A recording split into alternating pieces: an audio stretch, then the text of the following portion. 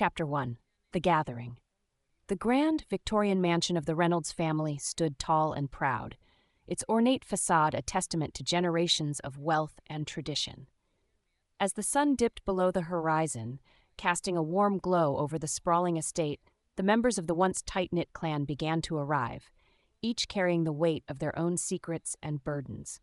Evelyn Reynolds, the family matriarch, stood at the threshold, her silver hair neatly coiffed, and her expression a carefully crafted mask of serene hospitality. Inside, her heart raced with a mixture of anticipation and trepidation. Tonight, she would finally reveal the truth that had been weighing on her for decades, a decision that would undoubtedly shake the very foundations of the Reynolds dynasty. One by one, the family members trickled in, each greeted with Evelyn's warm embrace and a polite inquiry about their well-being.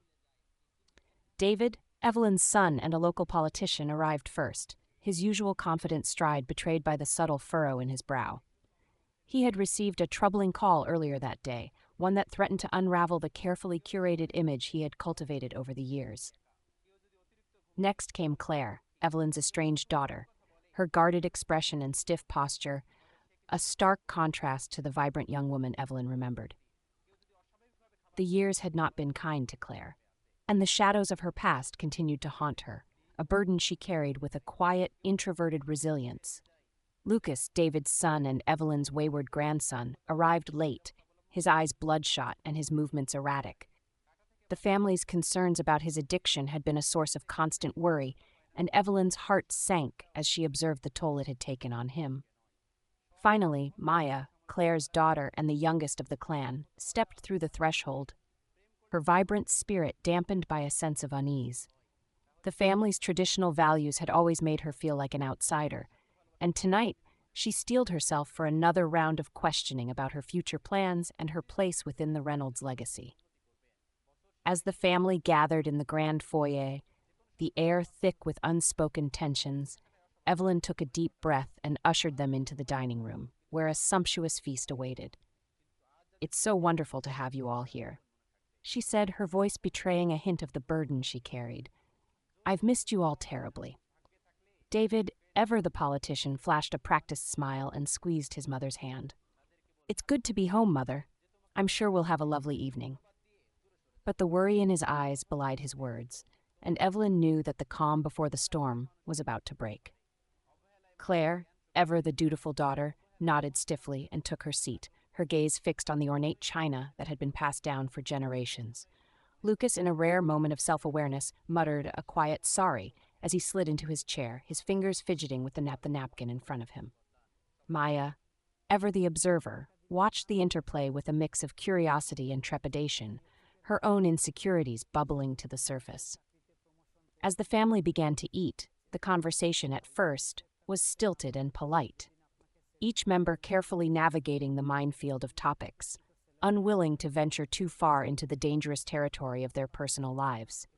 But it was only a matter of time before the cracks began to show, and the carefully constructed facade of the Reynolds family began to crumble.